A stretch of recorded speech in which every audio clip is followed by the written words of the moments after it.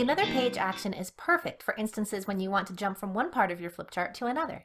For instance, perhaps we are creating a review game, and when a student selects a dollar value from the board, we want to jump to the page with the corresponding question. To apply Another Page, or any action, begin by selecting the object you wish to apply it to. Next, go to your action browser, located second from the right within your browsers. If your browsers are not visible, simply go to View, then Browsers. Once you have selected the object, choose Another Page from the actions. In this case, we also need to indicate the appropriate page. Be sure to click Apply Changes. In presentation mode, actions are denoted by a small play icon. You may test Another Page as soon as you apply it. To remove the Another Page action, start in Design mode.